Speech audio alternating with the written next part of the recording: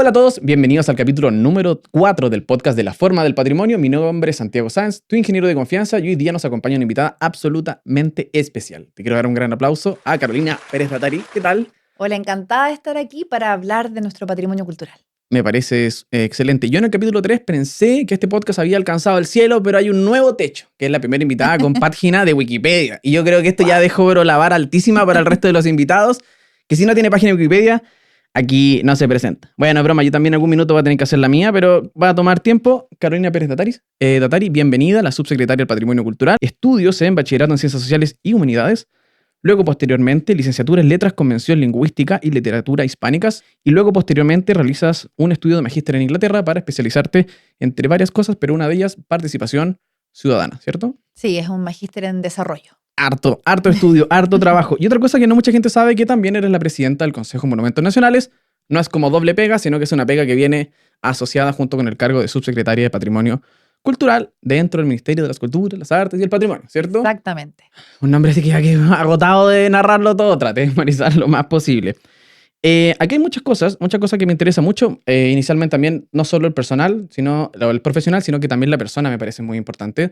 Y cuando empecé como a investigar y dije, uy, lingüística, ¿cómo se relaciona todo con esto? Y supe que desde chiquitita, también subiste un post, pero yo sé un par de cosas más. Siempre te ha gustado la lectura, incluso desde chica, antes de que tú supieras leer, le pedías a tus padres que te leyeran la primera biblioteca infantil, ¿cierto? Primera biblioteca infantil de aprendizaje, ¿cierto? Sí. Impresionante. No recuerdo haber puesto eso en mis redes sociales. No, porque que nosotros leemos solo los posts, llegamos mucho más allá. Luego, tu pasión por la lectura quizás se fue como madurando un poquitito y te llegó a la saga de Harry Potter. El cuarto libro, que es El Cáliz de Fuego, y el libro sale como el 2001 a Chile, cuando tú tenías 13, y me contaron que fuiste tan fanática, fuiste a, así como a hacer la fila, quiero mi libro del Cáliz de Fuego. Todo eso es verdad, estoy muy impresionada. Nosotros somos Del muy nivel de profesionales. investigación de este podcast. Nosotros somos muy profesionales. Entonces, mi primera pregunta, como así ligerita, es como, ¿cómo sientes tú que desde niña, ¿cierto? Esta cercanía con la lectura, desde una pequeña biblioteca infantil a después la saga de Harry Potter, que no es tan para niños realmente, ¿cómo te fue formando en tu futuro así como profesional hasta el día actual? ¿Cómo es tu relación con la lectura? Bueno, yo creo que la lectura es muy importante. Y tengo varios libros favoritos. Obviamente, más de adulta, leí cosas más de adulta. Y veníamos, de hecho, con alguien del equipo en el auto comentando un poquito de esto. Y yo siempre digo que para mí la literatura infanto-juvenil, la literatura infantil fue muy importante porque creo que la primera vez cuando uno es niña que lee un libro largo, que fue mi caso Harry Potter 4, que es un libro súper largo, era un libro como, no me acuerdo, digamos que tenía como 500, 600 páginas, Y no me por ahí. acuerdo bien, pero era como grande. Sí. Y esa es la primera vez que yo leí un libro grande y sentí que había como llegado a la cima de una montaña. Y creo que cuando se logra estimular la lectura en los niños, en las niñas, en las personas jóvenes, es como que uno va subiendo escalones del conocimiento. Mm. Y yo recuerdo eso, era muy chica, leía mucho cuando chica. Y eso fue parte importante de lo que me motivó a estudiar literatura. Tuve un gran profesor. Siempre uno estudia las cosas de los profesores que tuvo que eran buenos en el Sí. colegio. Y yo tuve un gran profesor de lenguaje y literatura en el colegio.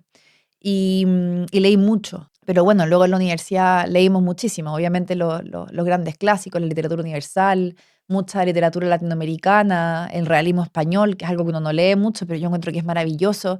Leímos mucha teoría también, harta filosofía.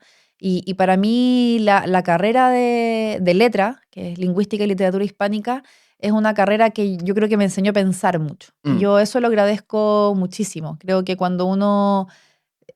Creo que por lo menos para mí, fue una carrera que me ayudó a tener una estructura de pensamiento, que me ayudó a interesarme por otras cosas. La lectura es una ventana a muchas cosas. Uno viaja Eso. con la literatura, puede aprender de lo que se proponga, y para mí eso fue tremendamente importante. Tremenda trayectoria. Y también como esto también, quizá una idea que me gusta mucho legar, que a veces la gente que lee libros, que uno podría decir como de fantasía, o libro para niños, que Harry Potter no es tan para niños, uno podría pensar, pero lo puede analizar de forma muy profunda, es una puerta a ir generando interés y curiosidad, y uno nunca sabe a la literatura a dónde te va a llevar. Yo jamás pensé que iba a leer un libro así como de experimentos en arquitectura gótica, pero al final como que la literatura da poquito, y si uno le va agarrando el gusto, te va abriendo nuevas puertas de conocimiento.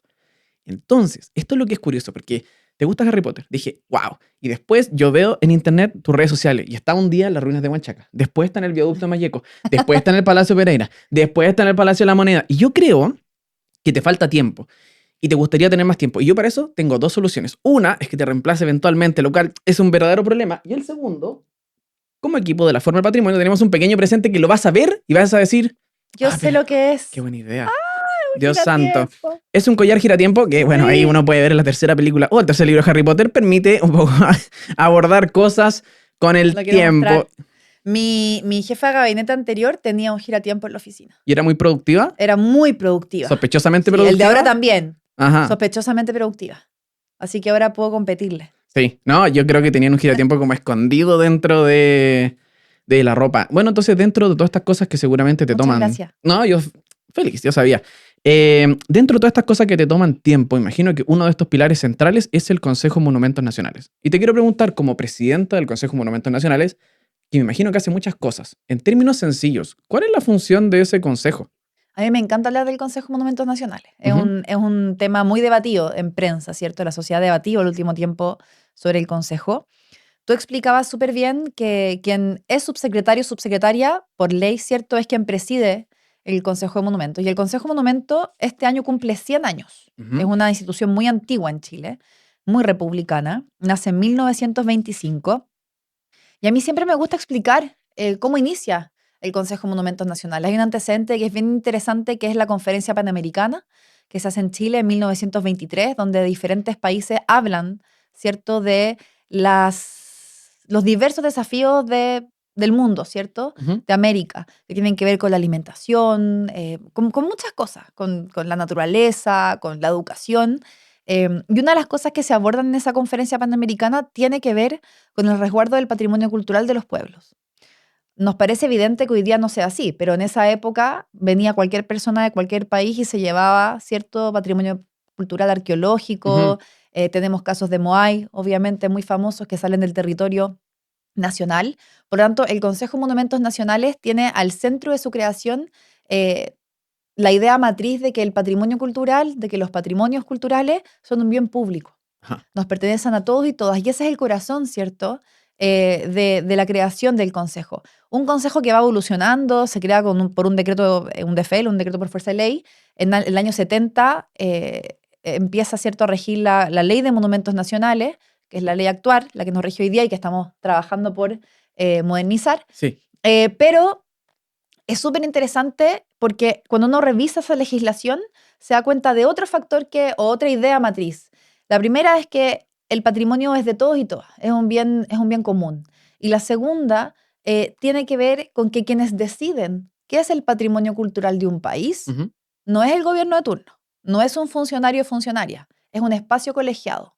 Es un espacio colegiado donde hay diferentes visiones, posturas, diferentes expertices técnicas, y por eso uno ve en su composición un tipo 50-50 entre representantes del Estado y representantes de la sociedad civil, donde encontramos al Colegio de Arquitectos, a la Sociedad de Arqueología, ¿cierto?, a la Asociación de Barrios y Zonas Patrimoniales, Claro. etcétera, etcétera, etcétera, que van ingresando después.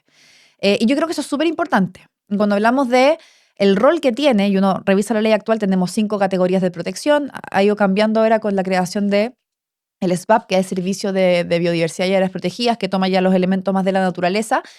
Pero algo que es súper, súper importante es decir que la Ley de Monumentos Nacionales nos ha permitido proteger patrimonio terriblemente valioso para nuestro país. Claro. Y ahí es importante hacer historia desde esa perspectiva. Es lo que nos ha permitido proteger espacios que son sitio de patrimonio mundial como Rapa Nui, Humberstone y Santa Laura, y nos ha permitido proteger espacios como la Estación Mapocho, por poner un ejemplo súper evidente, ¿cierto? Y nos ha ayudado a protegerlos como, por ejemplo, evitando su destrucción. Cuando Claro. uno declara un monumento nacional, cuando el espacio colegiado decide que algo tiene la categoría de monumento nacional, lo que está diciendo es esto es importante para la historia de todo nuestro país. Y por eso tenemos que preservarlo y cuidarlo en el tiempo.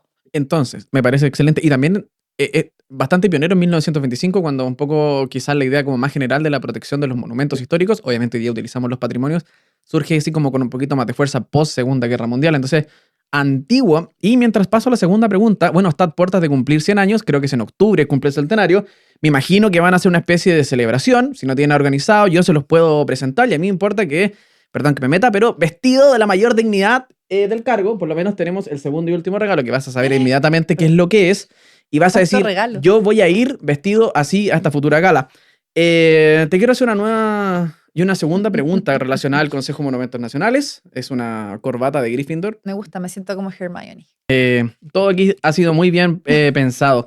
Te quiero preguntar, porque bueno, se está tramitando la nueva ley de los patrimonios culturales, ya no va a ser la ley de monumentos, entiendo que es la ley de los patrimonios culturales, va a quedar definida así, porque busca resolver las necesidades actuales del patrimonio. Obviamente la versión anterior tiene más o menos 55 años y normalmente decir, oye, después de 55 años cualquier tipo de ley, norma, documento técnico, hay que actualizarlo. Me parece súper natural. ¿En qué consiste esta ley? Como qué es lo nuevo que de los puntos principales que se le tienden a criticar al Consejo, que es o lentitud en aprobación de las cosas, o decir, oye, ¿sabe qué? Ustedes decretan o declaran y después tienen las manos amarradas porque no pueden hacer protección de forma efectiva. ¿Cómo esta ley de los nuevos patrimonios culturales nos va a ayudar a resolver estos problemas principales? Hay hartas cosas que decir. La primera es que tenemos que entender que en el régimen de autorizaciones, ¿qué hace el Consejo de Monumentos hoy día? El Consejo de Monumentos, vinculado al patrimonio material, ¿cierto? Monumentos históricos, zonas típicas, etcétera, patrimonio arqueológico y paleontológico, lo que hace el Consejo de Monumentos Nacionales es declarar, ¿cierto? Cuando algo queda protegido en una categoría de protección y también entrega autorizaciones cuando hay intervenciones que pueden afectar el patrimonio cultural. Y ahí, ¿cierto? Había una tensión muy grande entre desarrollo y protección. Es importante hacer historia. El Consejo de Monumentos Nacionales se crea, o sea, primero en 1925, la ley del 70. El Servicio de Evaluación de Impacto Ambiental viene recién a mediados de los 90. Por lo tanto, eso también genera una demanda distinta y que se magnifica, ¿cierto? Y que magnifica también las tareas que empieza a tener este Consejo. Por lo tanto, el Consejo empieza a crecer, a tener funcionarios públicos que son quienes están a cargo, los secretarios que llaman a las sesiones, empieza a tener abogados, empieza a tener arqueólogos, empieza a tener arquitectos, ¿cierto? Que tienen que evaluar si es que las cosas para las que se pide permiso generan o no impacto o afectan el patrimonio cultural. Y evidentemente tenemos que tener una modernización. Entonces, lo primero que hace esta legislación es modernizar el sistema de autorizaciones. Y eso es súper importante. ¿Por qué? Porque se hace un movimiento orgánico que lo que establece es que vamos a seguir teniendo un consejo a nivel nacional, que es el que define qué es y qué no es patrimonio cultural de un país. Y pensamos que tiene que seguir siendo así, ¿cierto? Porque tenemos que tener un espacio colegiado que tenga, por ejemplo, contrapesos democráticos. Claro. No puede ser que con un cambio de gobierno u otro, algunas cosas se consideren patrimonio y otras no, sino que tiene que ser una discusión interdisciplinaria con diferentes visiones y nos parece importante desde un sentido muy de Estado proteger ese espacio. Lo segundo es que todas las intervenciones, ¿cierto?, que requieren de permiso salen del espacio colegiado y se traspasan al servicio del patrimonio cultural a nivel regional. Claro. Por lo tanto, lo que hacemos en ese movimiento es dinamizar y poder volver ágil todas esas autorizaciones. Pero además hacemos otras cosas. Esta es una ley de muchos equilibrios. Y es una ley que tiene como principal objetivo estratégico establecer y decir con mucha fuerza que la protección del patrimonio cultural va de la mano. No se contrapone al desarrollo económico de un país. Yo he sido bastante majadera en decir eso, porque cuando hablamos de proteger el patrimonio cultural, estamos hablando también del desarrollo del país, pero con la segunda palabra que viene después, que es desarrollo sostenible. Claro. Y la definición de desarrollo sostenible tiene que ver con que el crecimiento, el desarrollo de hoy no ponga en peligro, ¿cierto?, el desarrollo de las futuras generaciones.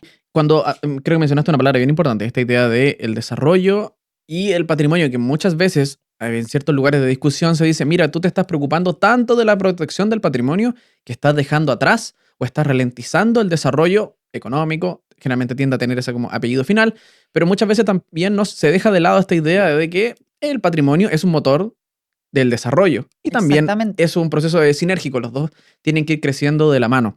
Entonces también me imagino que ustedes lo tienen bastante presente, que muchas veces se critica esta idea de la permisología, que esto es algo que te pido por favor que se haga énfasis, porque yo cuando lo investigué inicialmente no lo entendí.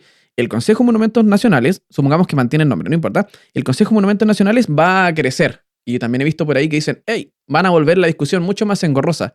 Pero eso, que quede claro que el Consejo de Monumentos Nacionales ya no se va a dedicar, además, en aprobar intervenciones, sino que solamente la declaratoria o en la definición de qué es monumento y qué no, sino que las aprobaciones van a pasar a las regiones. Bueno, hemos sido súper explícitas en eso desde la subsecretaría y el ministerio.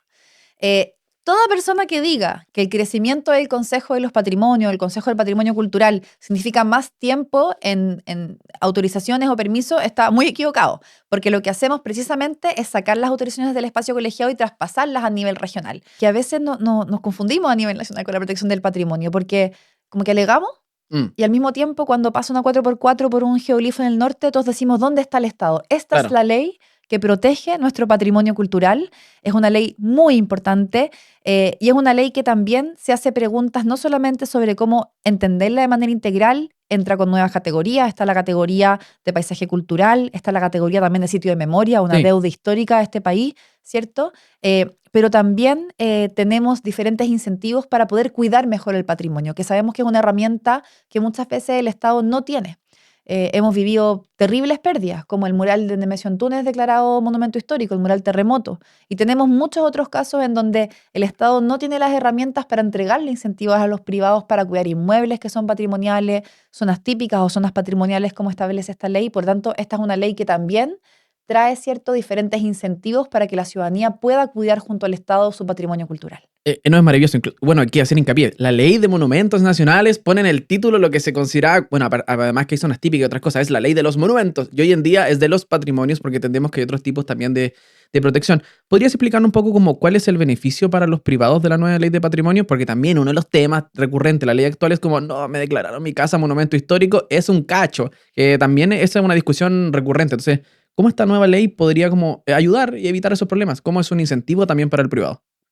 Ponemos hartas cosas. Está una ley que, por ejemplo, trae incentivos tributarios territoriales eh, que se ganan de alguna forma contra gasto. O sea, si yo vivo, digamos, en un barrio que está declarado protegido de manera patrimonial e invierto, ¿cierto?, en la fachada de mi casa, en que el Ujú. barrio se vea bonito. O sea, cuando yo invierto en la fachada de mi casa, estoy contribuyendo no solamente a mi casa, estoy contribuyendo, ¿cierto?, a que la zona típica, zona patrimonial en la nueva ley, se conserve y se mantenga. Por lo tanto, va a haber incentivos tributarios en el fondo cuando la gente invierte en el patrimonio cultural, que es de su propiedad. Pero también, por ejemplo, esta es una ley que activa la habilitación de un subsidio junto al Ministerio de Vivienda para la conservación y restauración del patrimonio por parte de privados. Y eso es súper importante, porque sabemos que tenemos grandes preguntas y una de las más interesantes que quizás tenemos en términos de la problemática urbana también, no siempre el patrimonio es urbano, pero vinculado al urbano, tenemos una problemática súper importante que yo creo que se encarna sobre todo en Valparaíso, sitio de patrimonio mundial, ¿cierto? Cuando uno, y que después de 22 años tiene por fin, ¿cierto?, un plan de gestión que se ha trabajado junto a la Corporación del Sitio de Patrimonio Mundial, que es una innovación súper importante. Cuando pensamos en el polígono que está protegido en el Valparaíso, nos vamos a dar cuenta de que el 87% del suelo ¿Ya? es privado. De ese 87% del suelo que es privado, el 60% aproximadamente es de personas naturales, no son empresas, Ya. son personas con nombre y apellido, ¿cierto?, que tienen un inmueble en un sector protegido. Y cuando decimos, bueno, cómo el Estado invierte, ¿cierto?, en el sitio de patrimonio mundial, no tenemos necesariamente las herramientas para poder levantar ese espacio en conjunto con los privados. Y esto es una ley que se hace cargo de esa problemática. Ya. Y para nosotros eso es muy, muy relevante. Nosotros podemos invertir mucho en el sitio de patrimonio mundial. Tenemos un proyecto de archivo regional, que es una recuperación del Palacio Subercasó. Ujú. Estamos este año, ojalá, poder hacer la compra de un terreno para la biblioteca regional.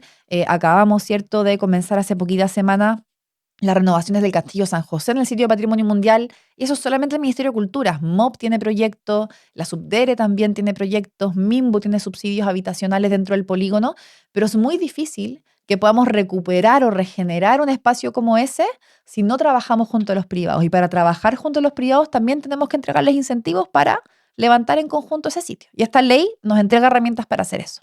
Eso, y te quería preguntar, ¿por qué es difícil? ¿Es por un tema de que la inversión económica es así como altísima realmente y se necesitan ayuda los privados o es porque ellos actúan también de forma más rápida? Yo diría que es un factor de varias cosas. Hay que pensar que nosotros en Valparaíso nos enfrentamos a inmuebles que están abandonados y también nos enfrentamos a personas que no tienen los medios económicos, ¿cierto?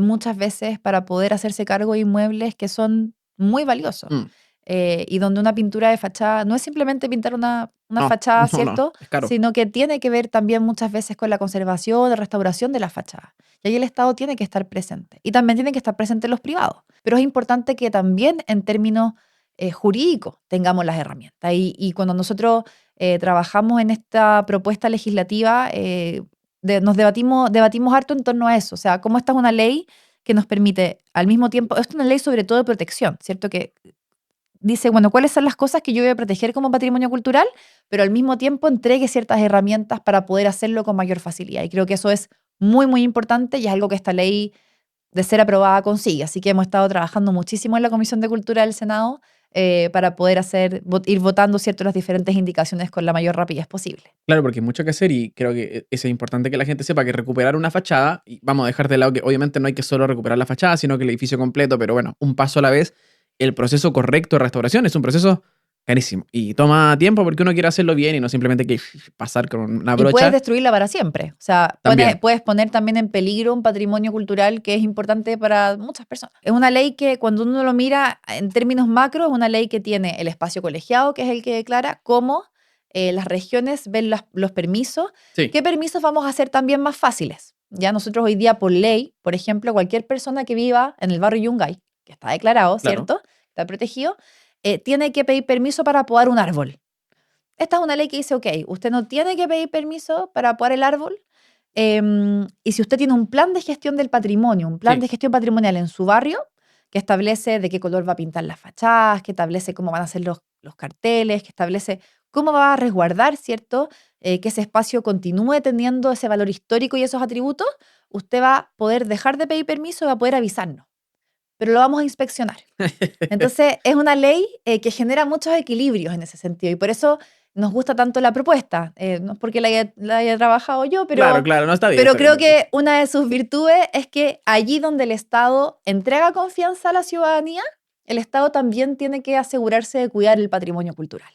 Y esa quizás es una de las mayores virtudes de esta ley, que es un equilibrio en el que facilito algunos procesos y cosas, al mismo tiempo que robustecemos al sector patrimonial para poder, por ejemplo, inspeccionar y sancionar. Algo que es súper importante y que quizás es una falencia de la ley actual, es que las sanciones para el daño al patrimonio son muy bajas. Y sabemos que tenemos otros países del mundo, Perú, por ir cerca, donde es muy grave dañar el patrimonio cultural. Y las sanciones son altas en términos de multas, ¿cierto? O hasta en términos penales. Y esta es una ley que también sube esas sanciones. Y eso nos parece positivo. Sí, sí. Porque hay mucha impotencia en la ciudadanía cuando perdemos patrimonio y sentimos que no hay consecuencias, ¿cierto? Sí, Y no hay.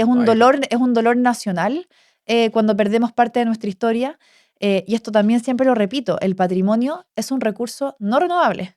Si yo pierdo patrimonio cultural, si yo pierdo, voy a poner un ejemplo, una momia chinchorro, Ujú, yo no puedo recuperar esa momia chinchorro. claro. Por lo tanto, me pierdo un pedazo de nuestra historia y ese pedazo de nuestra historia ya no se puede transmitir a las próximas generaciones. Claro, no, no, es irrecuperable. Yo cuando me puse, bueno, obviamente para poder hacer bien una entrevista, dije, bueno, voy a poder investigar todo lo que pueda bien profundamente y empecé como a leer, bueno, vamos a la nueva ley, que es lo que aprendí mucho más en una charla porque en internet me cuesta un poquito encontrar la información y empezaba a ver todo el rato la misma palabra, permisiología, permisiología. Decía, permisiología, permisiología. Discutir sobre un tema hablando de la permisiología tiene un matiz de fondo que quiere decir, son demasiados papeles para esta cosa cuando realmente estamos hablando de una cosa que no es sin importancia, sino que estamos hablando del patrimonio cultural. Entonces, cuando yo hablo un poco, eso te quería preguntar, ¿cómo ustedes tratan con ese concepto que es majadero, permanente, la permisiología, que no es muchos papeles, son demasiados papeles para esta cosa que pareciera ser no tan importante? Y eso es como una narrativa que yo me sorprendí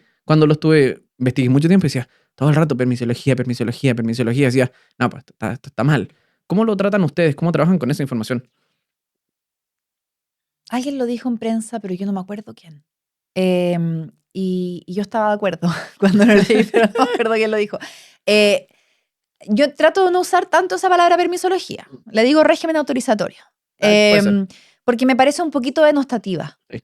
Y yo creo que la regulación en Chile para cuidar el medio ambiente, para cuidar nuestro patrimonio cultural, es algo relevante que sin duda puede ser mejorado si hay diagnósticos que nosotros compartimos con muchos sectores de la sociedad.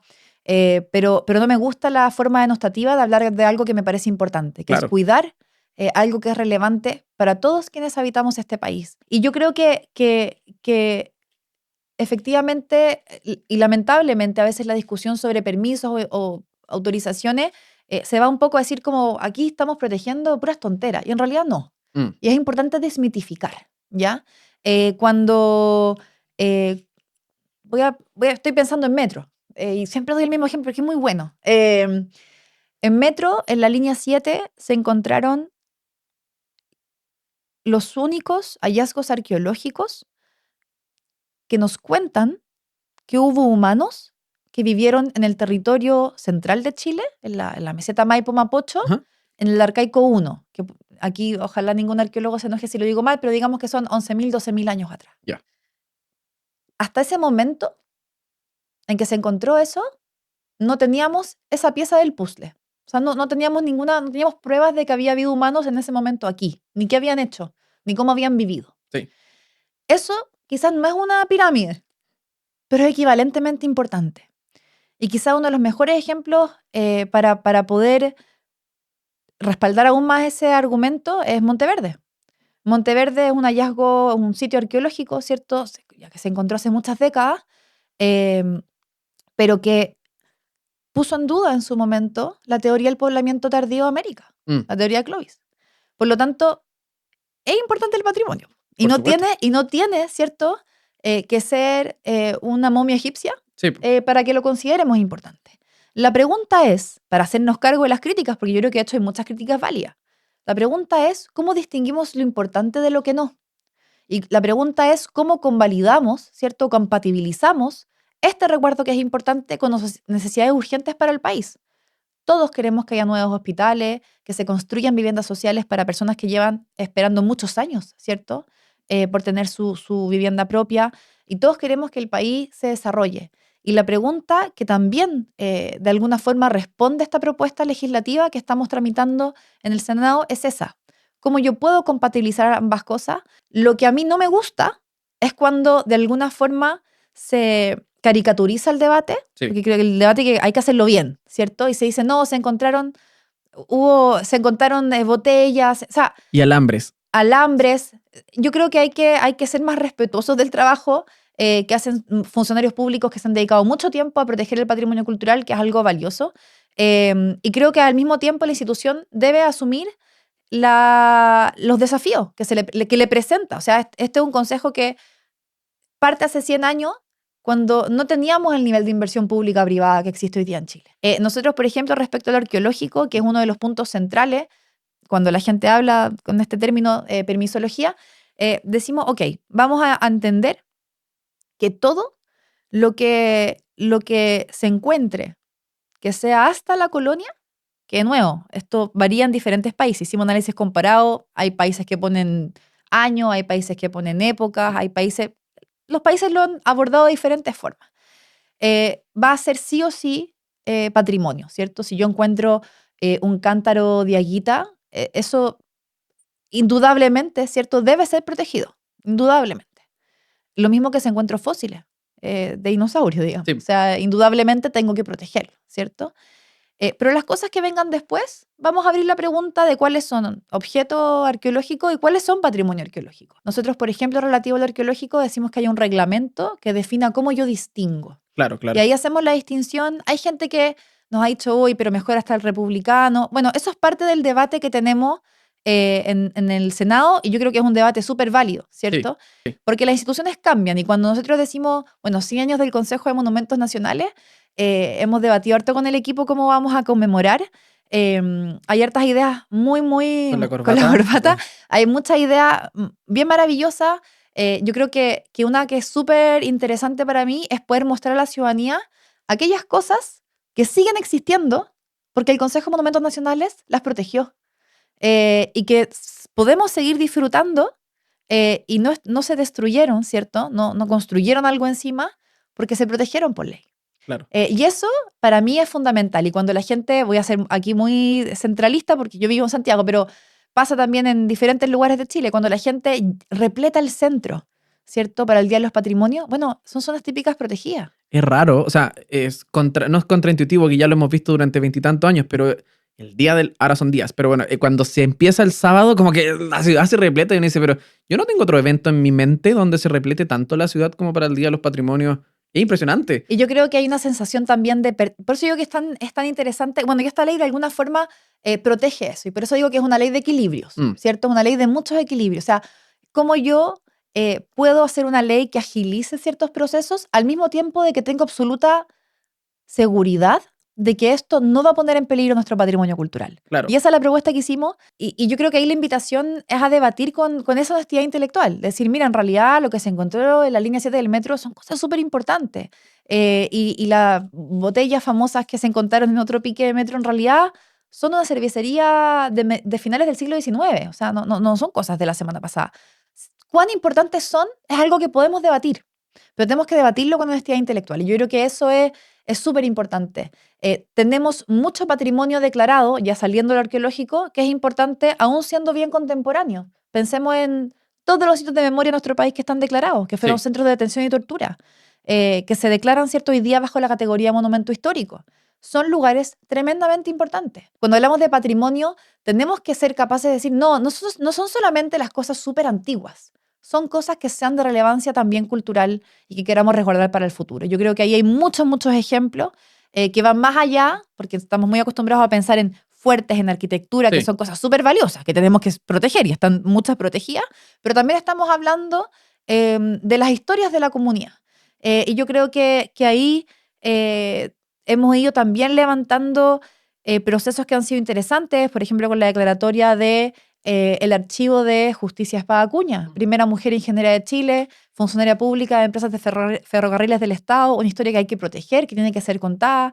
Cuando pensamos también en el archivo de mujeres y género del Archivo Nacional, o sea, cuando pensamos en patrimonio, en patrimonios culturales, tenemos que pensar en todas esas representaciones de nuestra historia y cuáles queremos que sigan existiendo para poder verla, ¿cierto?, disfrutarla en el futuro. Bueno, y ese va a ser el consejo, que obviamente va a ser un consejo técnico donde van a estar todas las visiones, que su función principal ya no va a ser pinte o no la casa, sino van a ser quienes definen qué es lo que consideramos como patrimonio. O no, a mí me pasa mucho que, bueno, claro, te toca un momento complejo, porque claro, esto del Consejo de Monumentos Nacionales y la crítica que llega no es como a lo largo de su historia, sino que hoy en día el país y el mundo es tremendamente distinto como era hace 100 años y estamos como justo en este proceso de quiebre que es como hay que actualizarse. Ya, o sea, ya esto no aguanta. Y a mí me pasa mucho cuando empecé a estudiar este tema de la nueva ley de patrimonios y empecé como a leer, vaya a saber, bueno, no voy a decir ninguna página de diario, decía, el Consejo de Monumentos Nacionales se va a volver más grande, por lo tanto se vuelve más torpe. Y dije, oh, es verdad, todo va a estar mal. Pero después cuando me explicaron la nueva ley, dije como,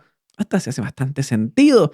Porque al final el consejo es un consejero, bueno, son muchas cabezas, pero básicamente es un consejo del ministro. Así que, bien, como toda ley, vamos a ver cómo sale. Siempre en las primeras versiones ahí como que hay cosas, pero es un momento de actualizarse. Y ya hemos hablado de varios temas. El Consejo de Monumentos Nacionales, los distintos patrimonios a nivel nacional, Valparaíso, y quiero que hablemos un poquito sobre el futuro.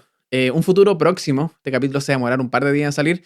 Así que significa que cuando ustedes estén viendo este capítulo van a faltar como unos 7 días para el Día de los Patrimonios de niñas, niños y adolescentes. Veo muchos comentarios que dicen, ¿y cuándo el Día de los Patrimonios para los grandes? Bueno, ahora van a haber 2 más encima. Bueno, el de mayo y uno como me parece que a finales de febrero. Así que, bueno, yo te quería hacer una pregunta, especialmente con eso. Yo también sé que en tu infancia, bueno, viajaste mucho en familia, lugares como Atacama, Humberston, Rapa Nui, Humberston y Santa Laura, creo que ya lo mencioné, Chiloé, Frutillar, después estuviste en un club de teatro, un club de cine, la lectura desde chica. Entonces te quiero preguntar, ¿Sabes mucho? sé más, a mí mi mamá, yo soy una persona muy profesional, Investigaste a fondo mi vida personal. a mí mi mamá me mostró Silvio Rodríguez. Supone que yo fui a un concierto cuando estaba en su guata en el 93 y me contaron que tú retaste a tu mamá porque no te había enseñado Silvio Rodríguez antes. ¿Con quién hablaste? Esto es como muy íntimo. Yo tengo conexión con el de arriba y me dijo muchas cosas muy interesantes. Entonces te quiero preguntar, porque después quiero preguntar un poquito de la relación entre los padres y los niños y del patrimonio, cómo tu educación como niña, dentro de un núcleo familiar y todo, cómo esto, haber sido sometida a distintas formas del patrimonio, la cultura, el teatro, la música, etcétera, te ha ido formando para ser la persona que eres hoy y ese como pasión y cariño por el patrimonio cultural. Ay, Yo creo que hartas cosas. Creo que de niña tuve una suerte que a uno le gustaría que todos los niños tuvieran, ¿cierto? Que es poder conocer tu país. Y mis papás eran súper viajeros, les gustaba. Nosotros nunca fuimos como las vacaciones al extranjero, era muy caro, o sea, esas cosas no fueron parte de mi infancia. Pero siempre conocíamos lugares distintos en las vacaciones de verano. Entonces, acampábamos harto, hicimos, me acuerdo, un buen recorrido al norte. eh, y mis papás eran como súper culturales, como que Ujú. igual nos formaban en las vacaciones. Entonces, yo tengo, ¿te acordáis de esa guía como la Copec? Ujú. Que era como esa larguita, Chile que era Tour, algo así. súper, era súper buena. Ujú. Y yo me acuerdo como de la imagen familiar de mi mamá leyéndonos toda la información. Estábamos pasando por los geoglifos del no sé cuánto. Entonces, es algo que, como que con lo que siempre estuve relacionada. Yo diría que mi familia era bien nerd en ese sentido, eran como bien, como que medio todos, como que Ujú. todos querían saber, Sí. papá, mamá, hermano. Y, y claro, yo siempre estuve muy vinculada a la literatura, estudié letras, actué mucho tiempo, hice teatro muchos años de mi vida, entonces siempre como que el mundo de las culturas y las artes me llamó, me gustaba mucho, lo patrimonial también, en el rol que me toca, que es ser subsecretaria, y pienso que es tan valioso que los museos públicos en Chile sean gratis y que Sí. cualquier joven que quiera entrar pueda entrar. Y pienso que es tan importante que los niños vayan al Museo de Historia Natural con exposiciones maravillosas como la que tenemos hoy día, que es Dinosaurios del Sur del Mundo, que es maravillosa. Y creo que parte de la importancia del Día de los Patrimonios, de haber recuperado Noche de Museo, museos en verano, Sí. porque la pandemia, ¿cierto?, fue muy dura en que saliéramos a la calle y también fue muy dura con el sector de los museos, de la cultura.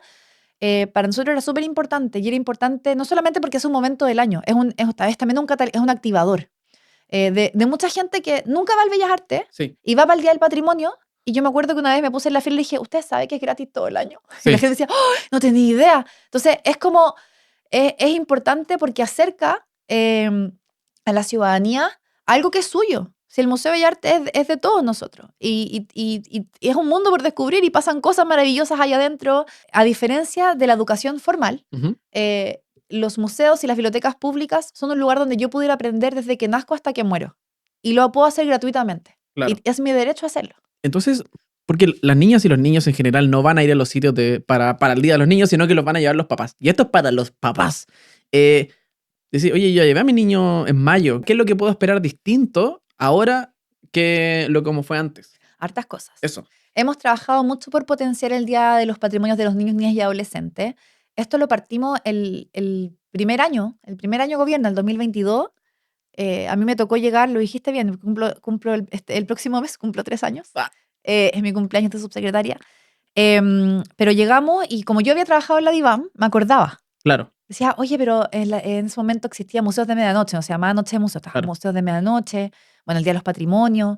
em, y llegamos y fue como, veníamos después de la pandemia y dije, hay que recuperar estas actividades. ¿Y por qué es distinto? ¿Por qué es distinto el Día de los Patrimonios de mayo, que es para todas las personas? Porque este es un día que es especialmente pensado para niños y niñas. Desde la mirada de los niños y las niñas, en cómo los niños y niñas y adolescentes aprenden y se relacionan con su patrimonio cultural, Claro. que es súper distinto a cómo lo hacemos los adultos. Los adultos nos volvemos más aburridos. Sí, Pero es cómo podemos acercar nuestros patrimonios culturales mediante actividades específicamente pensadas para niños y niñas. Y ese es el desafío. para maximizar su aprendizaje y que mejor lo pasen Obvio, todavía. y para cuidar nuestro patrimonio. Si yo creo que alguna de las cosas maravillosas que pasan para el Día de los Patrimonios, para el Día de los Patrimonios de Niños, Niñas y Adolescentes que viene ahora, para Noche de Museo, siempre también lo digo, o sea, es muy difícil que alguien cuide su barrio si es que no conoce, sabe lo que pasó en ese barrio, si es que no está vinculado efectivamente también con la historia de ese patrimonio. ¿Por qué un joven que pasea por el centro, que no ha accedido a la información respecto a los inmuebles que está viendo, a por qué son importantes, qué parte de la historia de Chile pasó ahí, quiénes estuvieron ahí antes que él, por qué lo va a cuidar si no lo conoce? Claro. Y uno nunca quiere las cosas que no conoce. Tiene que conocer las cosas para tenerles afecto, para tenerles cariño. Yo creo que esa es una de las principales cosas que se logran con estos momentos, con el Día de los Patrimonios, que es también generar afecto por nuestra historia común. Me parece perfecto. Y hemos tenido siempre esta idea general. Uno valora lo que conoce, o sea, valora lo que conoce y lo que valora lo protege. Una de las grandes cosas que también he podido aprender es Ah, que Es que pasaste por una etapa de bachiller, es muy similar a mí, arquitectura, sufriste con los talleres de arquitectura, ¿quién no? Yo intento que mis alumnos no sufran tanto. Y ha sido un momento donde explica la ordenanza general que algunas cosas podrían servir de la forma más sencilla posible. Está maravilloso. Y hay que aprovechar, incluso yo digo, no es su eslogan, pero su eslogan debiese ser hasta un ingeniero lo comprende. Y yo veo la U y lo entiendo porque está en dibujitos. Así es sencillo. Así que, Carolina, subsecretaria del Patrimonio Cultural, a punto de cumplir 3 con un collar giratiempo. Muchas gracias por venir al capítulo número 4 del podcast de la Forma del Patrimonio. Muchas gracias por invitarme y yo quiero agradecer también porque una de las cosas más bonitas que he ido descubriendo en estos años es como todo este mundo de la comunicación y divulgación de lo patrimonial. Y hay mucha gente que lo está haciendo, tú también lo haces, así que yo lo quiero agradecer porque cuando queremos que la gente conozca nuestro patrimonio y lo quiera y lo cuide, ustedes cumplen una labor fundamental. Así que muchas gracias. Muchas gracias por venir. Hasta luego todo el mundo. Nos vemos una próxima semana en el capítulo número 5, cada día más cerca de los capítulos de Betty la Fía. Así que muchas gracias por venir a todos. Felices de estar aquí. Nos vemos la próxima semana. Chao, chao.